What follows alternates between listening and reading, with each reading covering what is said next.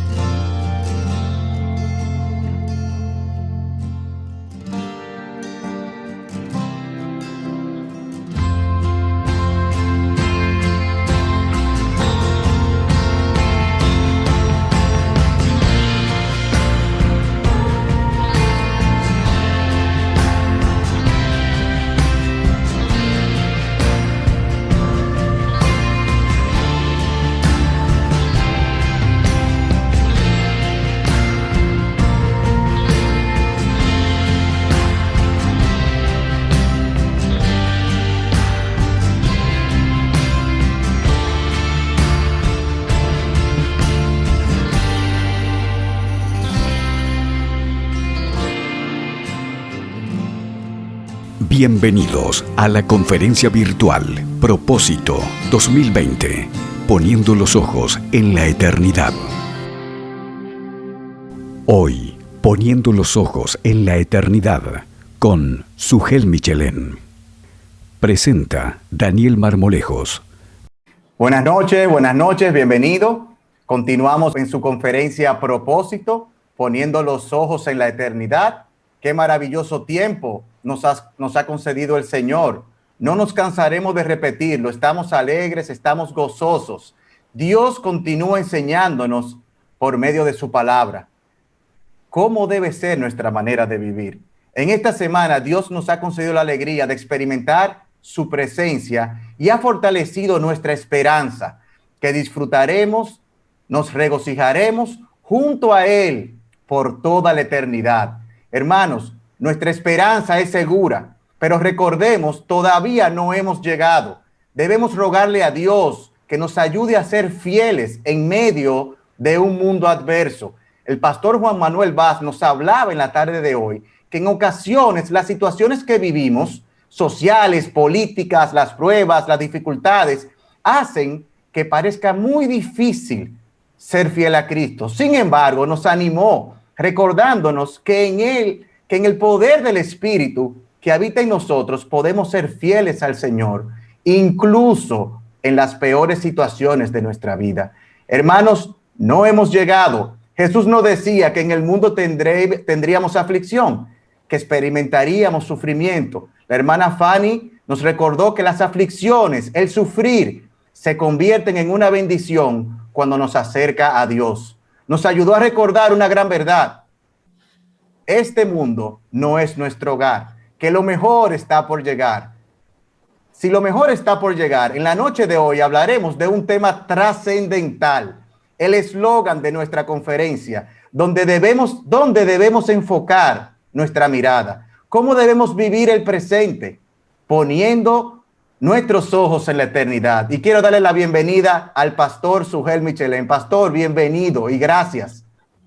Para mí, Daniel, es un enorme placer estar en la conferencia Propósito, sobre todo porque tengo la bendición de haber estado desde que Radio Eternidad era un bebecito, cuando todavía en la tercera planta de nuestra iglesia no había nada, y pude ver cómo se iba construyendo poco a poco y toda la ayuda que recibíamos, y ver lo que es hoy Radio Eternidad 14 años después es un enorme gozo. Así que es una alegría poder estar en esta conferencia en el día de hoy. Qué bueno, pastor. Yo sé que tal vez pocos de los que están aquí no le conocen, pero es mi obligación presentarlo para dar parte de su perfil en nuestra conferencia del día de hoy. El pastor Sugel ha sido por más de 35 años uno de los pastores de Iglesia Bíblica del Señor Jesucristo en la República Dominicana, donde tiene la responsabilidad de predicar regularmente la palabra de Dios. Tiene una maestría en estudios teológicos y es autor de varios libros, incluyendo De parte de Dios y Delante de Dios y El cuerpo de Cristo. El pastor Sugel y su esposa Gloria tienen 3 hijos y 5 nietos. Durante 10 años el pastor Sugel ha sido profesor regular de la Asociación Internacional de Escuelas Cristianas, AXI, para América Latina, y es miembro del Concilio de Coalición por el Evangelio y panelista del programa Entendiendo los Tiempos, que se transmite por Radio Eternidad. Pastor, ahora sí, pues el escenario virtual es suyo. Estamos expectantes de oír lo que Dios nos va a hablar a través de usted en el día de hoy. Como muchos de ustedes saben, el eslogan de este ministerio radial, Radio Eternidad, es impactando el presente con un mensaje eterno. Eso es lo que hemos estado tratando de hacer durante estos 14 años de existencia, alcanzar a los perdidos con el mensaje del Evangelio y al mismo tiempo instruir a los creyentes para que puedan vivir aquí y ahora con los ojos puestos en la eternidad. De manera que, lejos de promover un escapismo monástico, el hecho de que nosotros tengamos los ojos puestos en el futuro, tengamos los ojos puestos en lo que nos espera cuando estemos en la gloria, más bien nos mueve a poner todas nuestras energías y todos nuestros recursos en hacer tesoros en los cielos mientras servimos a la iglesia y al mundo aquí en la tierra. En otras palabras, el hecho de poner nuestros ojos en aquello que es eterno no solo será de consuelo para el creyente en medio de la aflicción, sino que es el combustible que tú y yo necesitamos para poder seguir corriendo la carrera cristiana fielmente con los ojos puestos en Jesús. De ahí el eslogan de nuestro ministerio radial. Realmente queremos impactar el presente con un mensaje que es eterno. Y ese es el tema que vamos a exponer en esta ocasión, poniendo los ojos en la eternidad a la luz de Primera de Pedro, capítulo 1, versículo 13. Dice así la palabra del Señor: por tanto, ceñid los lomos de vuestro entendimiento, sed sobrios y esperad por completo en la gracia que se os traerá cuando Jesucristo sea manifestado. Antes de pasar a considerar el contenido de esta exhortación, permítame tomar unos minutos para colocar este texto en su contexto. Los creyentes que recibieron originalmente esta carta, que vivían en Asia Menor, lo que hoy es Turquía, estaban padeciendo toda clase de dificultades por causa de su fe y el futuro no pintaba mejor. De hecho, unos meses más tarde se iba a desatar la más fiera persecución que sufrió la iglesia del primer siglo en los días de Nerón. Es por eso que Pedro comienza su carta llevándolos a mirar aquellas bendiciones incomparables que nosotros tenemos en Cristo. Lo que estamos diciendo es que nuestra fe está firmemente anclada, firmemente enraizada en algo que ya sucedió hace 2000 años en la cruz del Calvario y que nos permite mirar hacia el futuro con esperanza. De ahí el por tanto con el que Pedro introduce su exhortación en el versículo 13. Hay una conexión, una relación entre lo que Pedro ha dicho en los primeros 12 versículos del capítulo 1 y lo que va a decir ahora a partir del versículo 13. Permítanme ayudarlos a ver esa conexión. Versículos 1 al 12 y luego versículo 13 en adelante. En los versículos 1 y 2, Pedro nos dice que fuimos elegidos por Dios el Padre para obedecer y ser purificados en la sangre de Cristo. En los versículos 3 y 4, que Dios nos hizo nacer por el poder de la resurrección de Cristo para una esperanza viva, para una herencia que nos está reservada en los cielos.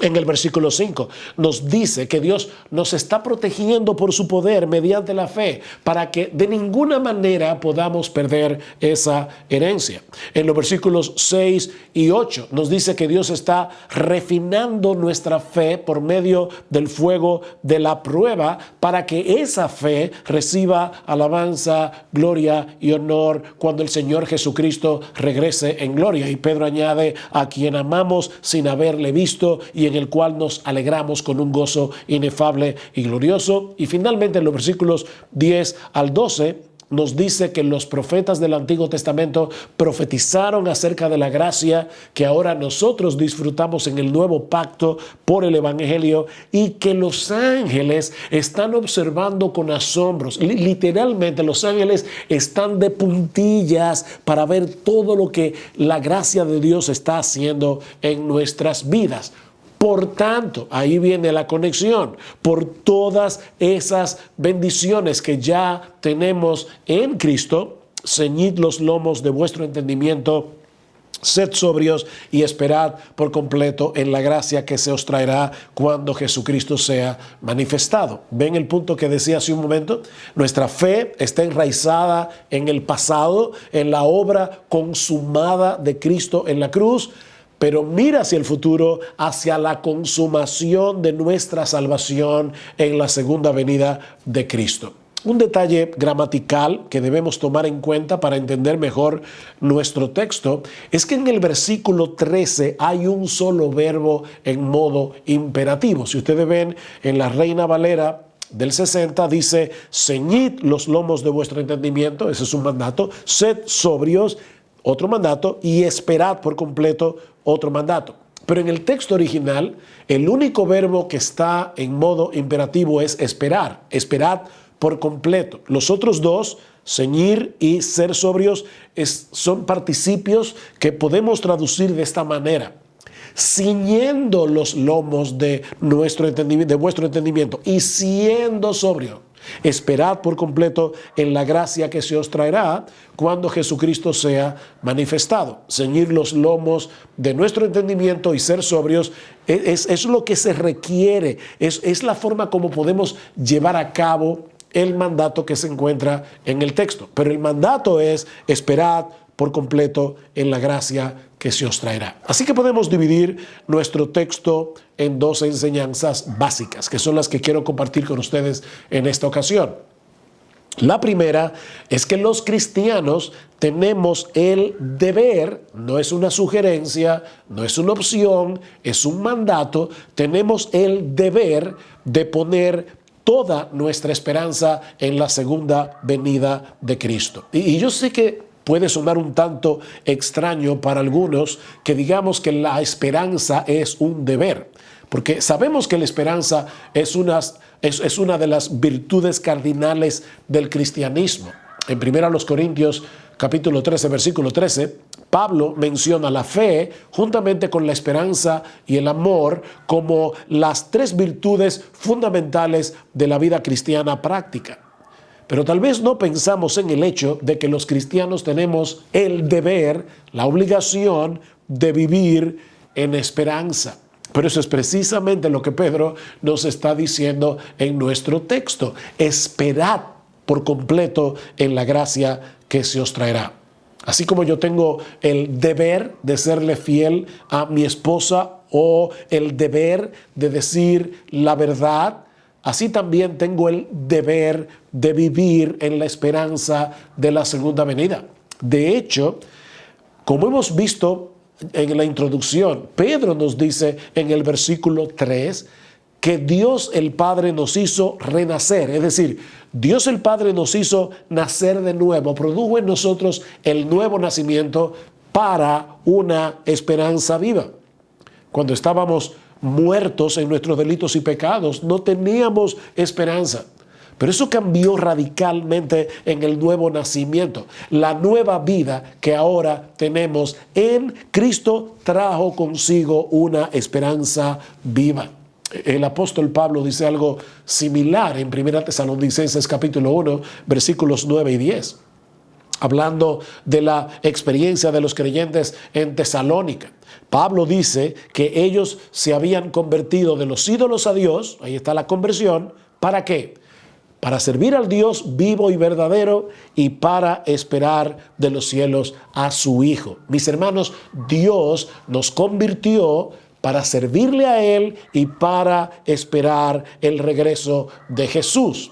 Ahora, noten también que Pedro no se limita a decirnos que debemos aferrarnos a esa esperanza, sino que él dice que debemos esperar en ella por completo.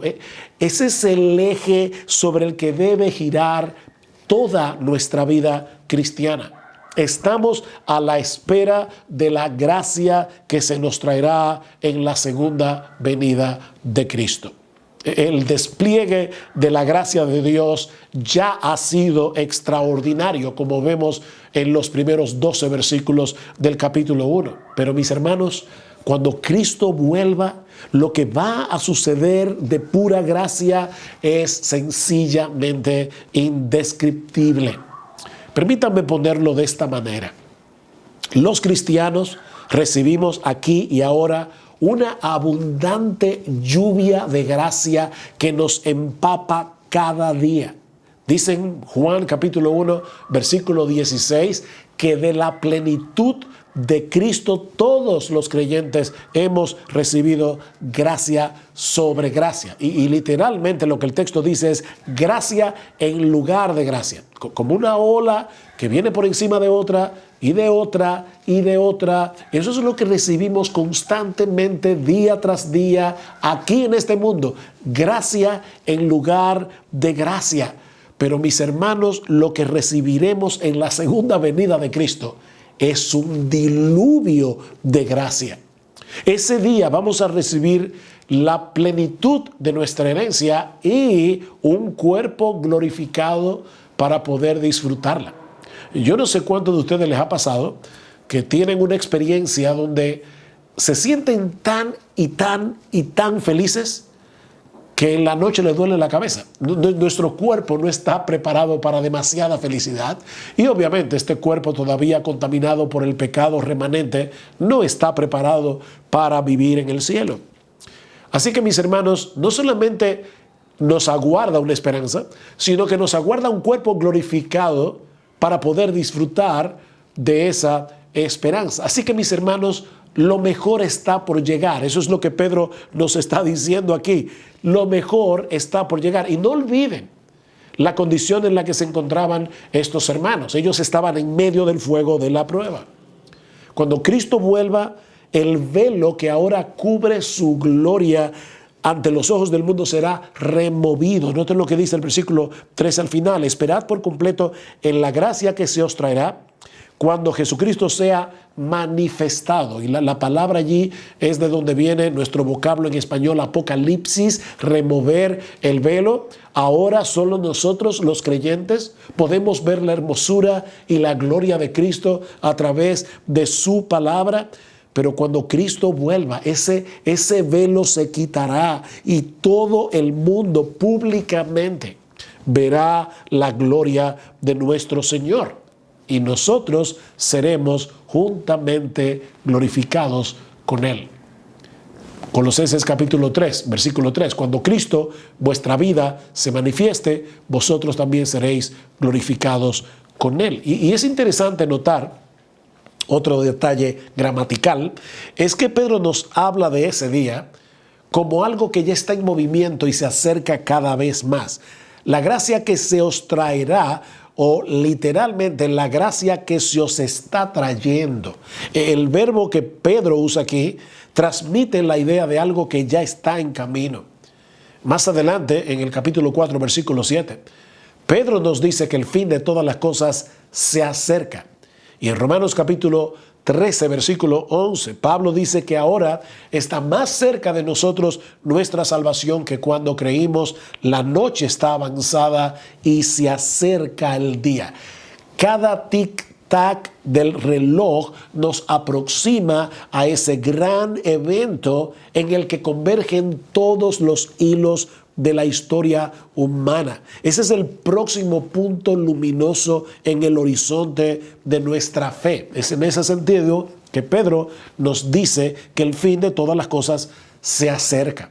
Esta palabra era usada en los días de Pedro para referirse a un evento importante que se encuentra delante de nosotros como el próximo punto importante del calendario, no necesariamente como algo que estaba a punto de suceder. Es como esas chicas que se van a casar en noviembre y desde enero ya ellas tienen esa fecha muy clara en sus mentes. Y se puede decir que en esos próximos meses ellas van a vivir en función de esa fecha. Bueno, Pedro nos está diciendo, ese es el hito que está delante de nosotros. Cristo vuelve.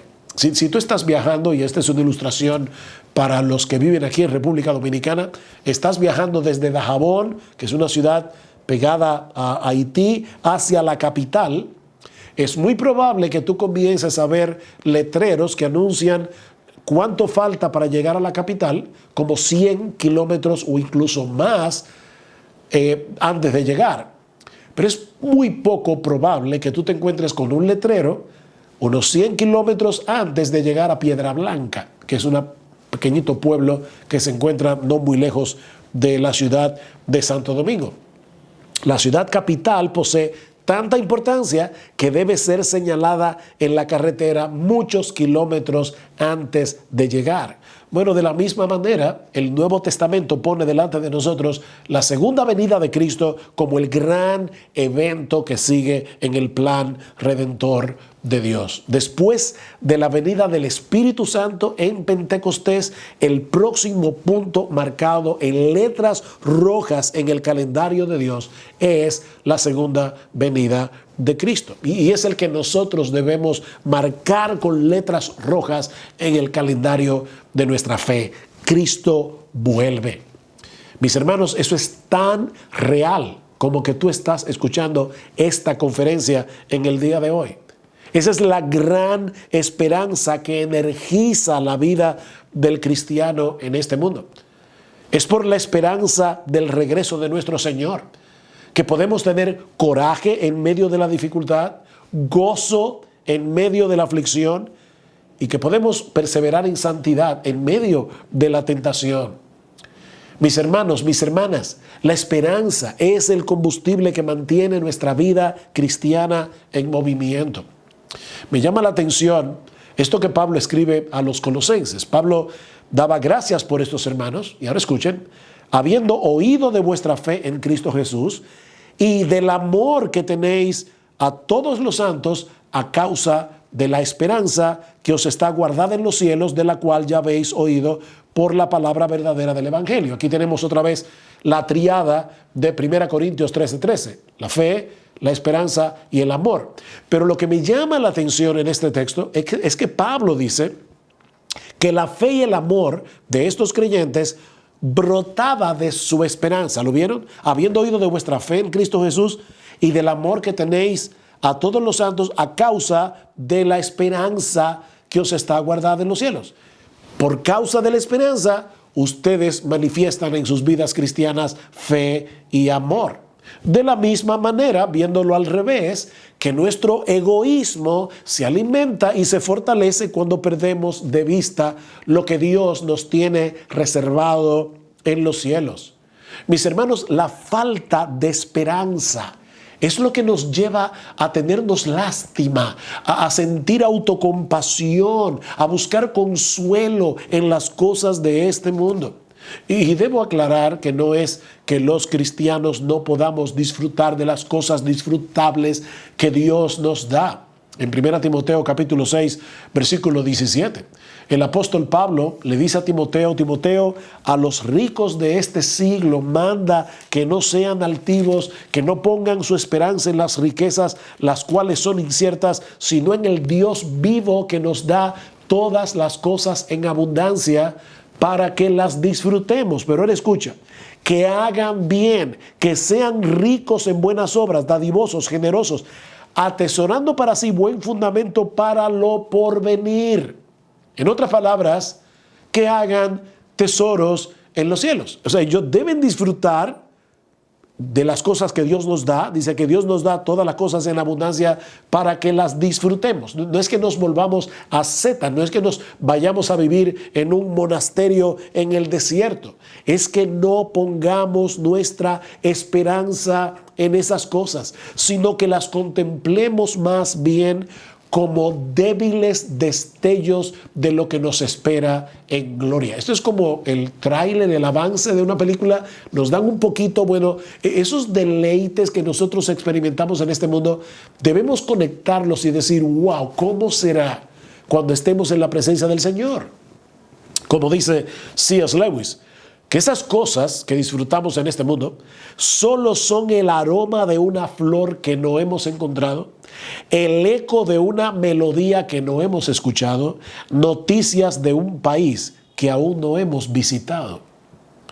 Mi hermano, mi hermana, yo no conozco la situación por la que tú podrías estar atravesando en este momento, sobre todo en medio de esta pandemia. Sabemos que hay muchas dificultades y de ninguna manera queremos minimizar esas dificultades.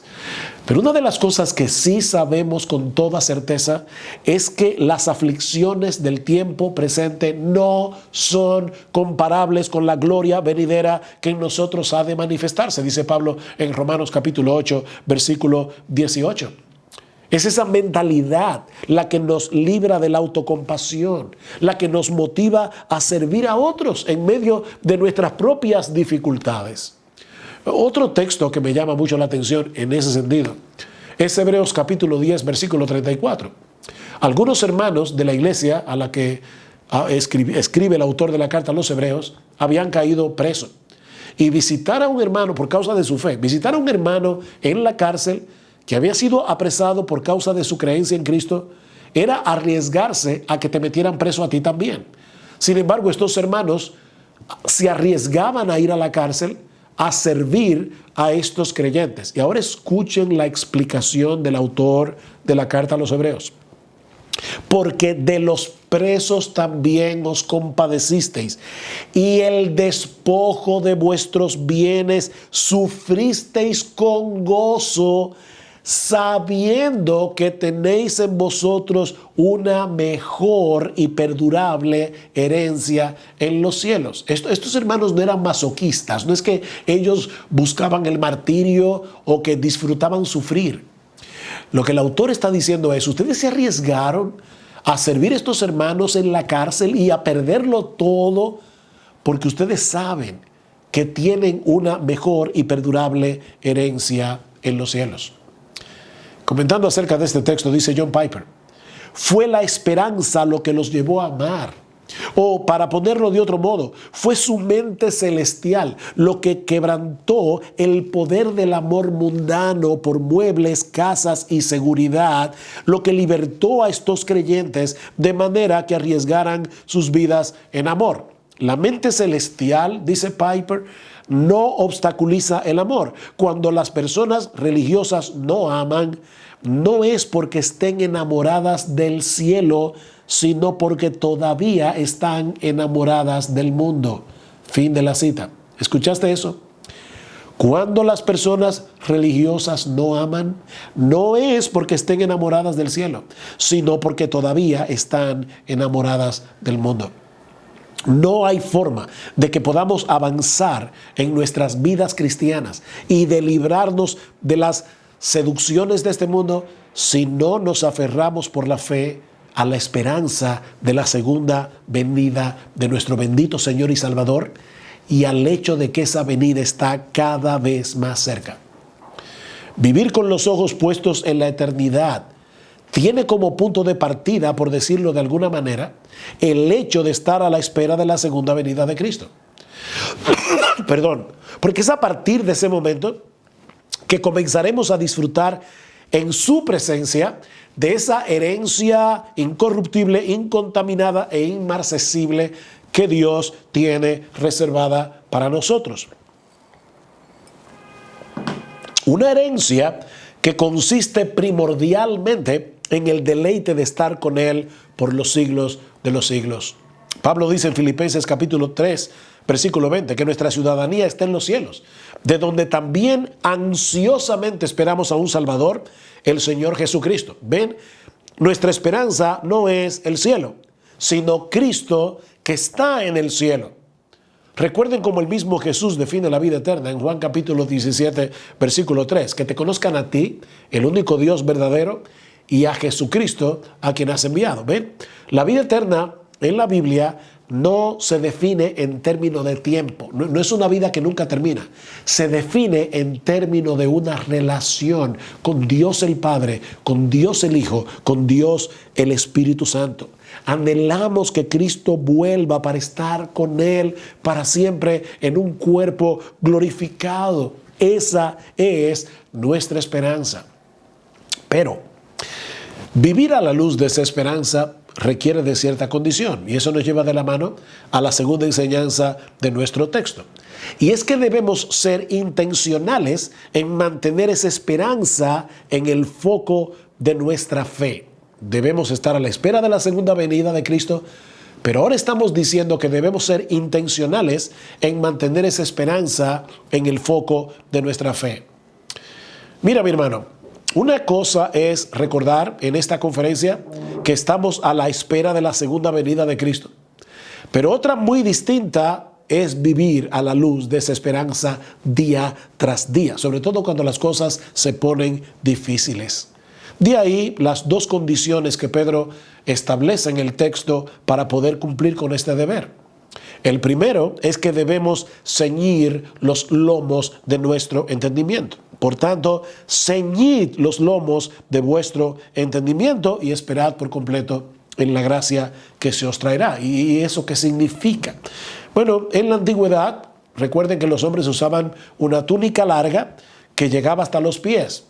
Cuando ellos se encontraban en una postura relajada, en la casa, conversando con los amigos, en la calle o en el mercado, ellos dejaban que la túnica cayera libremente.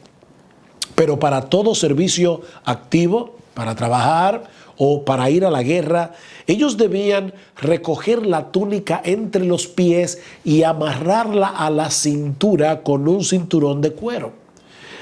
Eso es básicamente lo que Pedro nos está diciendo aquí.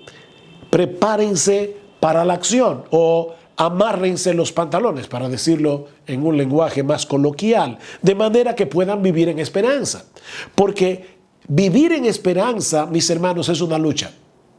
Vivir en la esperanza de la segunda venida de Cristo es una lucha, porque nuestros pensamientos tienden a divagar y a enredarse en mil preocupaciones, de tal manera que terminamos perdiendo de vista nuestra esperanza. Así que lo que Pedro nos está diciendo aquí es que lo mismo que ellos hacían con sus túnicas, nosotros debemos hacerlo con nuestros pensamientos, amarrarlos para que no divaguen. Debemos amarrar nuestras mentes con la verdad de Dios revelada en su palabra y sobre todas las cosas con la esperanza de la segunda venida.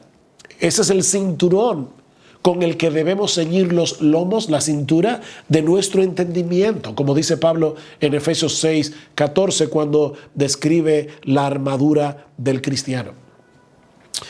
Mira, si tú no llenas tu mente de la palabra de Dios y de las promesas de Dios en su palabra, será imposible para ti mantener enfocados tus pensamientos y crecer en santidad, sobre todo cuando estés en medio del fuego de la prueba. Esa es una de las grandes lecciones que aprendemos del Salmo 119. Todos sabemos que uno de los temas, el tema del Salmo 119 es la palabra de Dios. Pero si tú lees ese Salmo con cuidado, vas a ver que otro de los temas predominantes del Salmo son las aflicciones. Y en este Salmo nosotros encontramos unas 90 peticiones que el salmista hace a Dios en oración. Muchas de ellas tienen que ver con las necesidades particulares del momento. Líbrame, sálvame, defiende mi causa, consuélame, no permitas que el enemigo me oprima. Sin embargo, el foco principal de las peticiones del salmista es que lo mantenga fiel a su palabra en medio de cualquier circunstancia. Versículo 10, no me dejes desviarme de tus mandamientos, aún en medio de la prueba. Versículo 12, enséñame tus estatutos. Versículo 17, haz bien a tu siervo, que viva y guarde tu palabra. Versículo 18, abre mis ojos y miraré las maravillas de tu ley. Versículo 19, no encubras de mí tus mandamientos. Versículo 26, enséñame tus estatutos. Versículo 27, hazme entender el camino de tus mandamientos. Y créeme, así podría seguir a través de todo el Salmo, petición tras petición. A pesar de que este hombre conocía las Escrituras y seguramente podía recitar grandes porciones de memoria, él sabía también que sin la ayuda de Dios no podía entender su palabra en todas sus implicaciones y mucho menos obedecerla.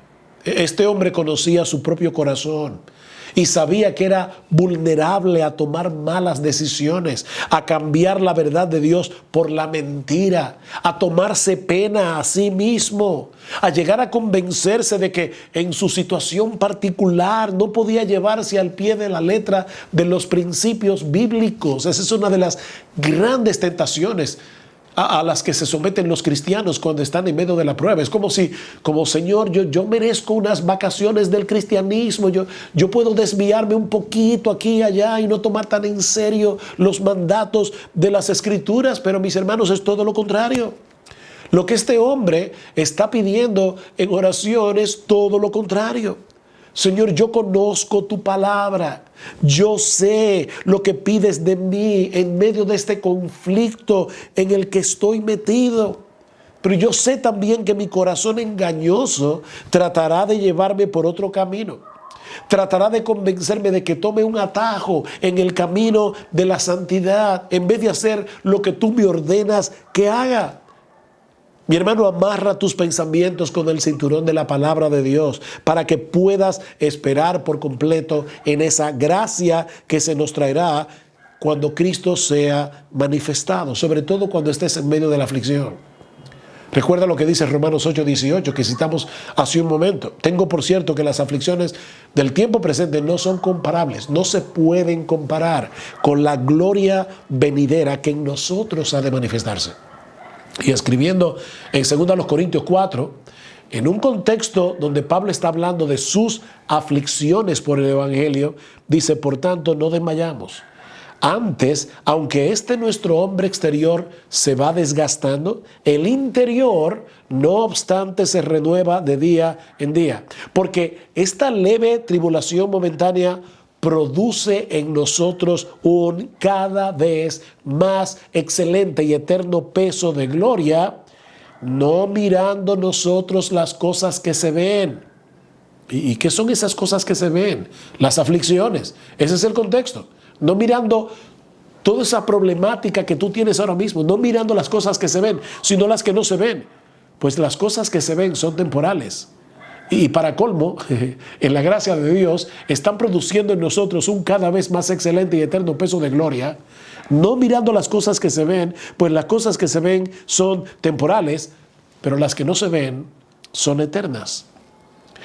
Pero Pedro nos dice también en segundo lugar que debemos ser sobrios. Por tanto, ceñid los lomos de vuestro entendimiento, sed sobrios y esperad por completo en la gracia que se os traerá. Y esa palabra lo que significa es que debemos estar libres de toda sustancia que pueda nublar nuestra razón o entorpecer nuestra capacidad de pensar con objetividad. En otras palabras, este es un llamado a tener una mente clara, estable, bien balanceada, una mente en su sano juicio. Y por favor, no olviden la condición en la que se encontraban los destinatarios originales de esta carta. Ellos estaban en medio del fuego de la prueba. Pero la solución no era buscar un escape en las drogas o en el alcohol o entontecer sus mentes con un exceso de placeres o de entretenimiento. Yo me temo, mis hermanos, que algunos han caído en esa trampa durante esta pandemia. Estamos metidos en casa, no podemos salir. ¿Qué vamos a hacer? ¿Entretenernos hasta morir? No, todo lo contrario. Mis hermanos, es en esos momentos cuando debemos mantener nuestra sobriedad mental, viendo las cosas tal cual son a la luz de esa esperanza gloriosa que nos aguarda en la segunda venida de Cristo. Cristo viene en las nubes del cielo con poder y gran gloria. Y nosotros estaremos a su diestra disfrutando de su presencia y de su gracia por los siglos de los siglos. Mi hermano, mi hermana, aférrate a esa verdad de las Escrituras, amárrala a tu mente y a tu corazón cada día. Espera por completo en esa gracia que se nos traerá cuando el Señor Jesucristo vuelva por nosotros para no separarnos de Él nunca más.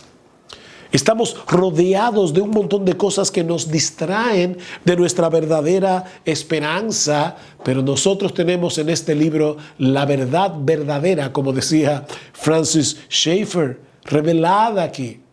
Andamos por fe, no por vista. Y esa fe nos lleva a mirar hacia ese día glorioso en que veremos cara a nuestro bendito Señor y Salvador.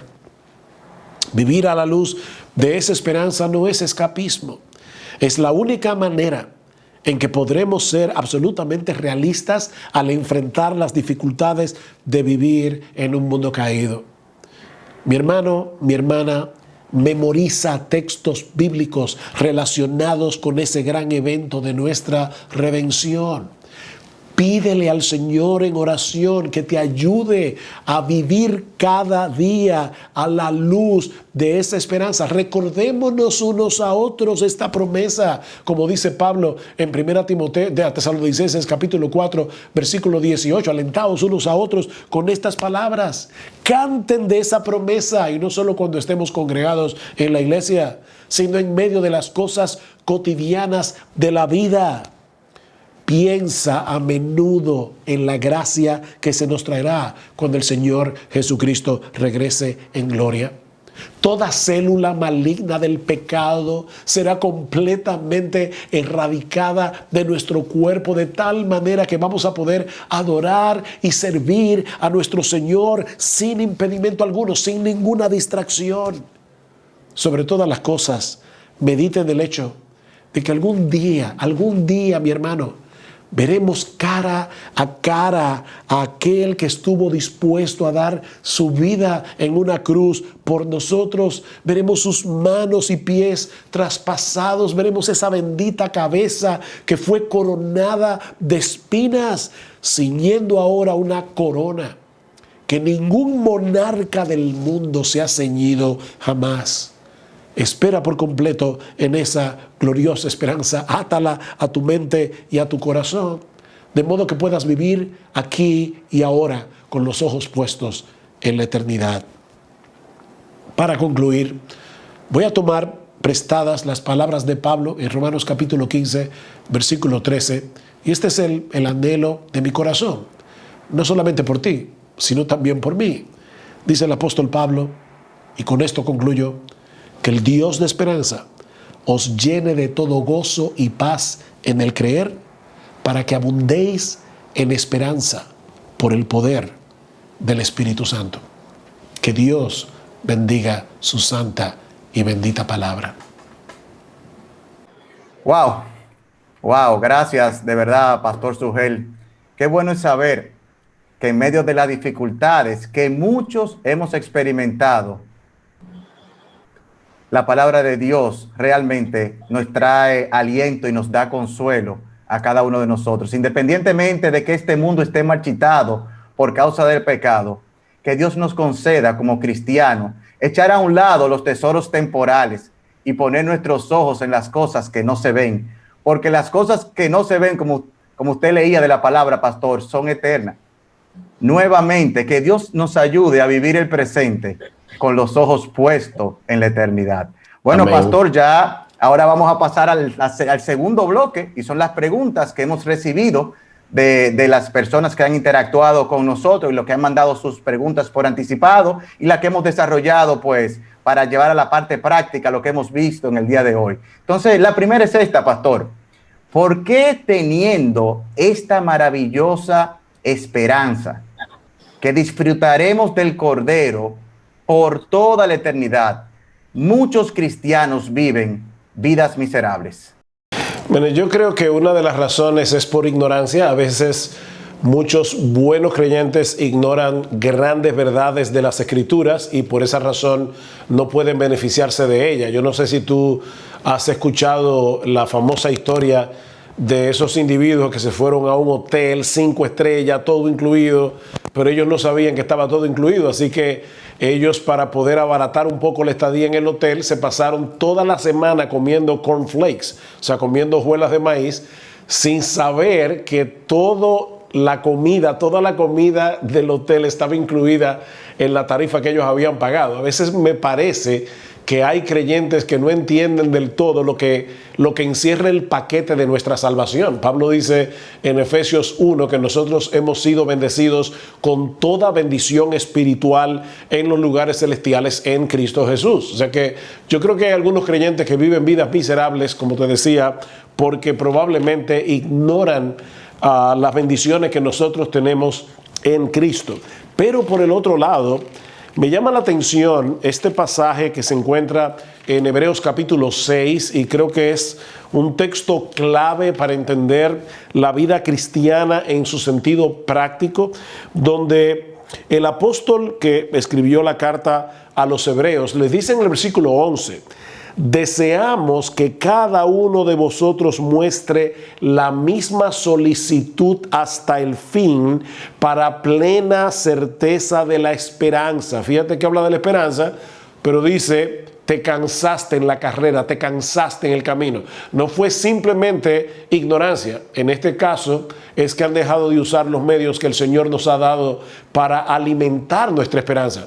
Y dice ahora en el versículo 12, a fin de que no os hagáis perezosos, sino imitadores de aquellos que por la fe y la paciencia heredan las promesas. Aquí hay dos cosas claves, Daniel, que todo cristiano debe tomar en cuenta. Necesitamos fe para creer en las promesas que Dios nos ha dado en su bendita palabra, pero necesitamos paciencia, porque nosotros quisiéramos que todo lo que queremos ya aparezca mañana. Yo pido algo hoy en oración e inmediatamente mañana yo veo la respuesta. Pero Dios está más interesado en nuestro carácter que en nuestra felicidad temporal. Así que muchas veces Él va a decirnos que no a nuestras oraciones, y es una respuesta de Dios decir que no.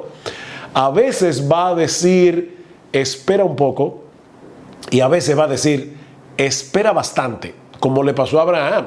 Dios le prometió un hijo a Abraham, y de hecho es el pasaje, el contexto del pasaje que yo acabo de leer, la promesa de Dios a Abraham, y tuvo que esperar 25 años para ver el cumplimiento de esa promesa. Y le está diciendo, miren a Abraham, miren cómo él creyó hasta el fin, cómo él tuvo fe y paciencia hasta que finalmente heredó la promesa.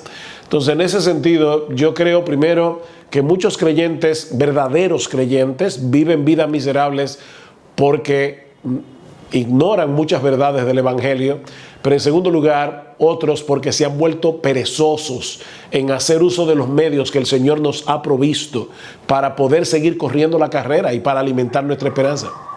Wow, pastor, usted habla de perezoso. Con Abraham, como usted comentaba, Abraham esperó, pero en el caso de Noé, le mandaron a hacer un arca en el cual él no estuvo perezoso, tuvo que pasarse 120 años y creerle a Dios por fe que iba a llover.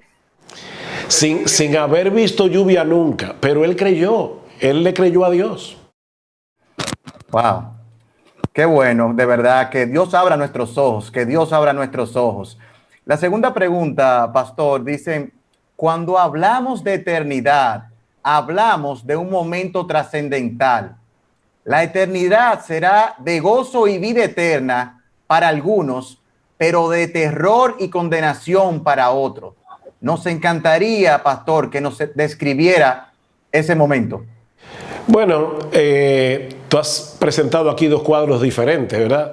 El cuadro de aquel que pasa del tiempo a la eternidad sin Cristo, y eso es terrible, o sea, sencillamente espeluznante. O sea, si hay alguien que habló del infierno en la Escritura fue el Señor Jesucristo, porque Él sabe muy bien lo que significa perderse.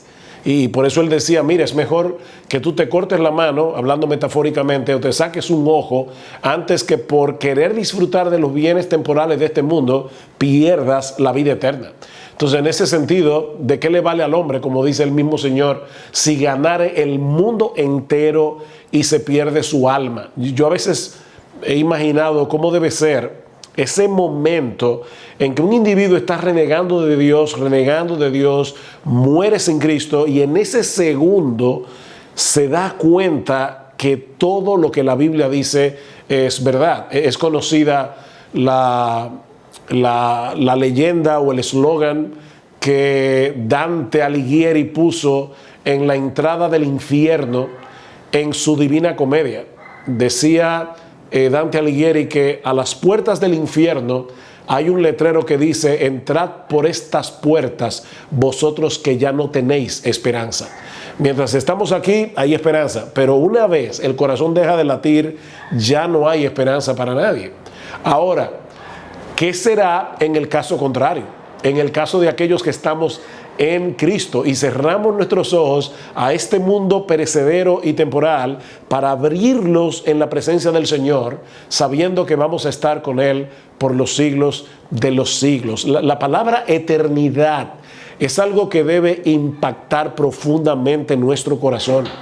Y tal vez has oído a algunos de nosotros en el púlpito usar esta ilustración. Alguien que quería mostrar lo que significa la eternidad y decir: imagínate un monte de arena del tamaño del Everest y un pajarito que viene cada 1000 años y toma en su pico un grano de arena y la traspasa a otro lugar. Dice: cuando ese pajarito haya logrado traspasar el monte Everest completo de un lugar al otro, no habrá pasado un segundo de la eternidad. Y nosotros los creyentes vamos a estar eternamente y para siempre delante del Cordero, pero los demás, dice la Biblia, serán atormentados por los siglos de los siglos. Wow. Yo oyéndolo, pastor, pues hace 2 días, el miércoles, murió Diego Armando Maradona. ¿Cuánta ovación tuvo en su vida? ¿Cuánto aplauso? ¿Cuánto reconocimiento? Si partió a la presencia de Dios, él va a estar en el grupo que, como usted decía y dijo Cristo, van a haber deseado no haber nacido a una condenación eterna. Es decir, que Dios, al que está aquí y no ha conocido al Señor, todavía hay tiempo, pero mientras hay aliento, hay esperanza. Ya que partimos, la esperanza, pues, se pierde. Entonces, la tercera pregunta, pastor. Jesús dijo: arrepentíos porque el reino de los cielos se ha acercado. Hace casi 2000 años que Jesús dijo eso y continuamos en un mundo caído. ¿Cómo podemos interpretar este mensaje de Jesús? Bueno, lo primero es que el mismo Jesús dijo: el cielo y la tierra pasarán, pero mis palabras no pasarán. Así que Jesús dijo hace 2000 años: arrepentíos porque el reino de los cielos se ha acercado, y todavía sigue diciendo lo mismo en su palabra. Su palabra no pasa, no pierde vigencia. Ese llamado de Cristo: arrepentíos porque el reino de los cielos se ha acercado, sigue vigente. Entren por la puerta estrecha, porque angosto es el camino que lleva a la perdición, dice la Escritura. Ahora bien, ¿qué significa eso? Bueno, básicamente esto: nosotros nacemos en rebeldía contra Dios. Nos pasamos la vida entera viviendo de espaldas a Dios, buscando nuestra propia gloria, queriendo hacer nuestra propia voluntad. Y ahora debemos dar media vuelta. Cuando nosotros nos damos cuenta que hemos ido yendo por el camino equivocado, ¿qué debemos hacer? Debemos volvernos, y eso es lo que significa la palabra convertirse, es volverse. Arrepentimiento significa cambio de mente. Y obviamente estas dos palabras se relacionan la una con la otra. O sea, yo me doy cuenta que voy caminando por un camino equivocado, que le estoy dando gloria al que no debo darle gloria, que estoy haciendo la voluntad mía y no la de Dios. ¿Qué debo hacer ahora? Debo arrepentirme, debo tener un cambio de mente, debo abrazar la verdad de Dios, poniendo toda mi confianza en la persona y la obra de Jesucristo para poder entrar en su reino, que es esa esfera en la que todos los que habitan allí se deleitan en Dios y quieren hacer la voluntad de Dios. Entonces, para poder entrar en esa esfera, yo debo arrepentirme porque yo voy por el camino equivocado.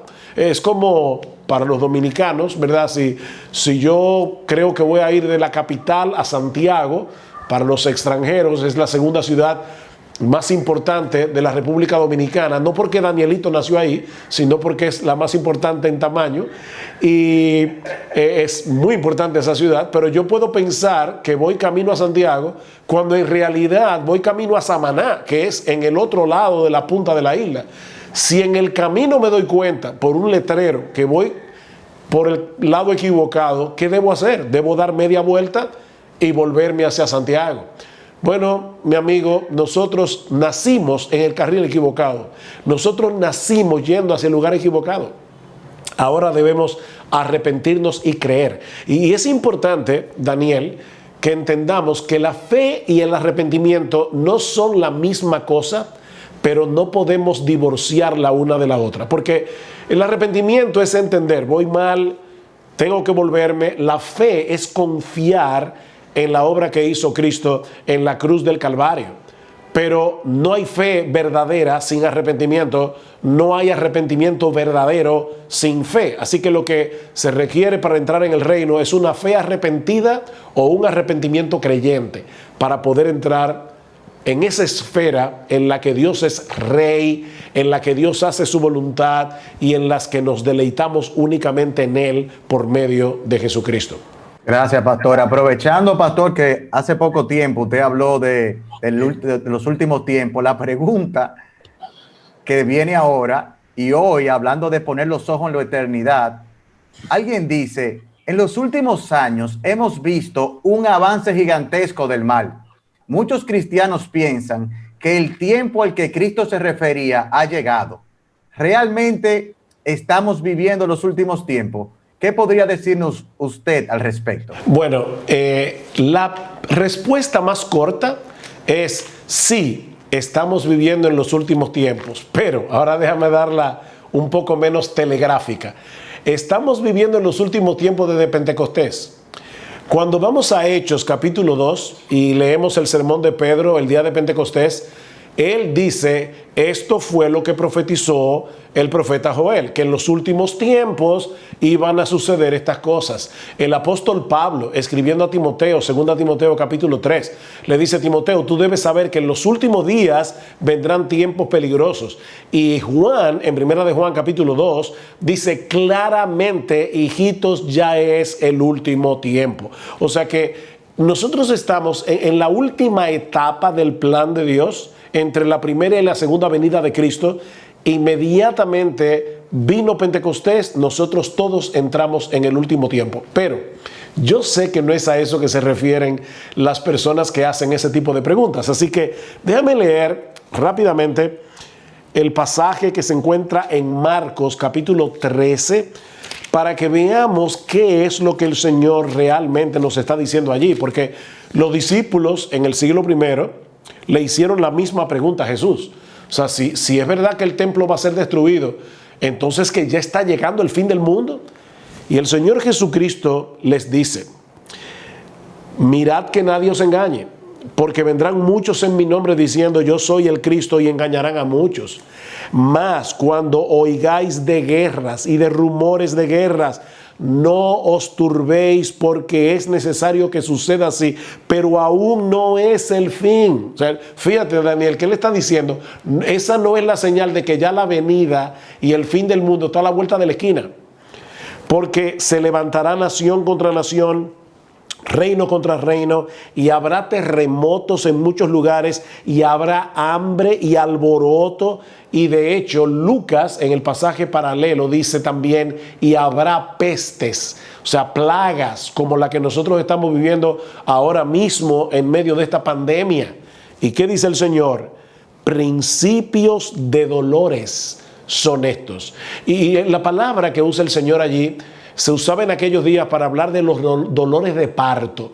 Toda mujer que nos esté viendo hoy y que haya dado a luz, sabe cómo son los dolores de parto, que van increciendo, o sea, se van haciendo cada vez más duros y más frecuentes hasta que llega el parto. Pero tú sabes que, Daniel, nosotros, bueno, yo que he tenido la experiencia de ver los 3 partos de mi esposa y también he podido estar en los partos de mis hijas, no adentro del quirófano, pero sí ahí esperando afuera. En los partos de mi esposa sí he estado adentro. Sabemos por esa experiencia en el otro, ¿verdad?, que todos los partos no son iguales. O sea, hay dolores de parto que son rapidísimos. Las mujeres tienen, qué sé yo, menos de 1 hora y dan a luz. Pero una de mis hijas se pasó más de 24 horas con dolores de parto y el niño no llegaba. Entonces, nosotros no tenemos ni idea de cuándo viene el Señor. Y Él mismo dijo claramente que el día y la hora nadie lo sabe. Entonces yo puedo ver el mundo y decir, wow, la maldad se está multiplicando, hay muchas cosas sucediendo, pero imagínate tú, Daniel, ¿qué pensaron los cristianos de principios del siglo XX cuando vino una guerra mundial que terminó en el año 1918, murieron millones de personas, y un año más tarde vino la peste española, la famosa influenza española, que mató 50 millones. Y unos añitos después, la Segunda Guerra Mundial, otros millones más. O sea, cualquiera diría, wow, Hitler, ya está llegando el fin y todavía estamos aquí. Entonces yo creo que en vez de especular en cuanto a si falta mucho, falta poco, los cristianos debemos hacer lo que tenemos que hacer mientras el Señor nos dio oportunidad de hacerlo. Martín Lutero decía, si yo supiera con certeza que Jesús viene mañana, hoy planto un árbol. Y lo que estaba diciendo es, Dios nos dio el mandato cultural de sojuzgar la tierra. Yo voy a hacer lo que tengo que hacer hasta que Cristo vuelva, en vez de ponerme a especular. Sí, la verdad es que hay un llamado a uno cumplir el propósito, pastor, porque al final hay tanta gente en el día de hoy que pensando en todas esas conspiraciones o el fin del mundo, pues están haciendo nada, inútil. Y el llamado de Dios a cada uno de nosotros es a poner su don en operación, a entregarse. Me encanta la canción que dice, usa mi vida como quieras tú, que sea siempre mi canción, mi vida eres tú. Que nosotros podamos de Amén. verdad, que Dios ponga en nuestro corazón, entregar nuestra vida a tiempo y fuera de tiempo, porque es que si Jesús viene mañana o partimos mañana, va a suceder lo mismo que el arca de Noé. Cuando la puerta se cerró, ya no hay esperanza. No hay esperanza. Mira, el apóstol Pedro tuvo que lidiar con ese problema en 2 de Pedro capítulo 3, la gente que se burlaba de la dilación de la segunda venida. Y él dice, ¿saben qué? El Señor no ha venido porque Él todavía tiene paciencia de sus escogidos. Si Cristo hubiera venido, Daniel, hace 50 años, yo me hubiera perdido. Y tú también. Bueno, perdón, yo no sé ya qué edad tú tienes, Daniel. Yo te perdí la cuenta. Te perdí el rastro. No te lo voy a preguntar en cámara. Pero por lo menos yo me hubiera perdido si Cristo hubiera venido hace 50 años. Qué bueno que no pasó. Y hasta que el último de los elegidos no entre por la puerta de la salvación, el mundo no se va a terminar. Amén. Qué bueno. Qué bueno. Pastor, para finalizar, yo le voy a hacer la última pregunta. Y la verdad que es verlo en la parte práctica. Ese tema tan especial que usted ha tratado en el día de hoy, que debe ser el anhelo de todo cristiano, poner los ojos en la eternidad. La última pregunta es la siguiente. Dice, muchos cristianos en nuestra generación nos hemos convertido en expertos de las cosas temporales y tristemente no vemos con claridad esa esperanza que tenemos en Cristo. Nos encantaría que termináramos la noche de hoy con una advertencia y una exhortación que Dios, si es su voluntad, puede usarla para que nos reenfoquemos, que reenfoquemos esa mirada y que de verdad podamos poner los ojos en la eternidad. Mira, me gustaría concluir citando a la luz de esa pregunta lo que nos dice el mismo apóstol Pedro en 1 de Pedro capítulo 3. Ese texto que yo te acabo de citar de cómo Pedro advierte de esos burladores que iban a estar diciendo, ay, ¿cuándo es que Cristo vuelve? Pero nosotros sabemos que Cristo vuelve. Los creyentes tenemos esa certeza y que el mundo va a ser destruido. Y por eso, escucha cuál es la exhortación del apóstol Pedro.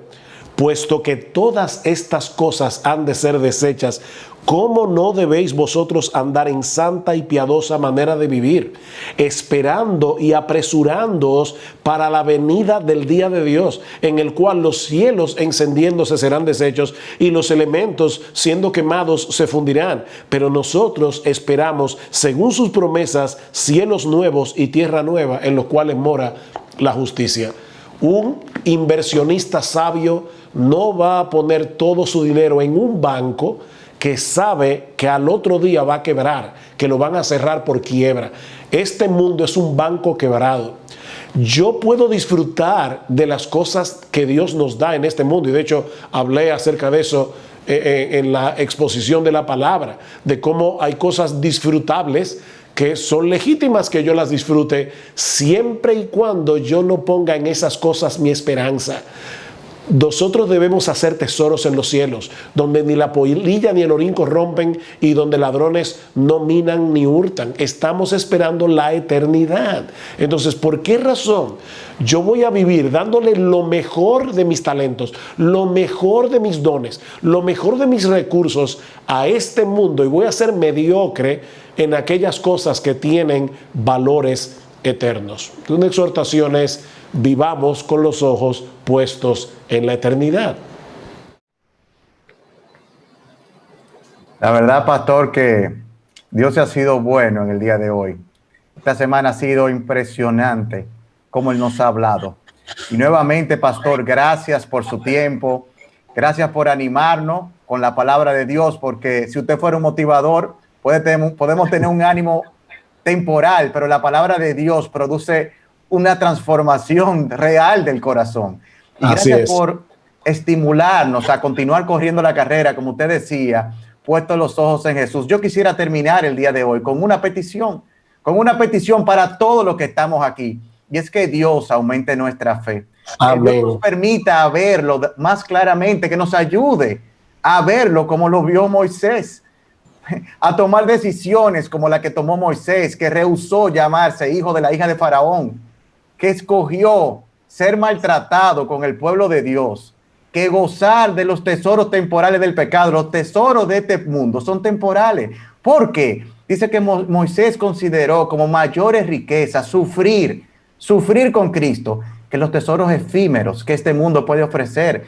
¿Y qué fue lo que llevó a Moisés a tomar esa decisión? Moisés tenía su mirada puesta en la recompensa. Amén. Moisés tenía sus ojos en la eternidad. Que Dios nos ayude, al igual que como lo hizo con Moisés, a poner nuestros ojos en la eternidad. Hermanos, de verdad que ha sido una semana espectacular. Hemos llegado al final del día de hoy, pero nos queda una conferencia más. Mañana a las 7 de la noche tenemos nuestra clausura en este tiempo de la conferencia y en este tiempo de confinamiento. Muchas parejas han pasado por momentos sumamente difíciles. El pastor Luis Méndez nos hablará cómo acercarnos como pareja en tiempos difíciles. Todavía hay tiempo para registrarse. Inviten a toda la pareja que ustedes conocen, a la que han tenido problemas, a la que no tienen problemas. Todas las parejas necesitamos la gracia de Dios para poder cumplir el propósito para el cual estamos juntos, que es glorificarlo.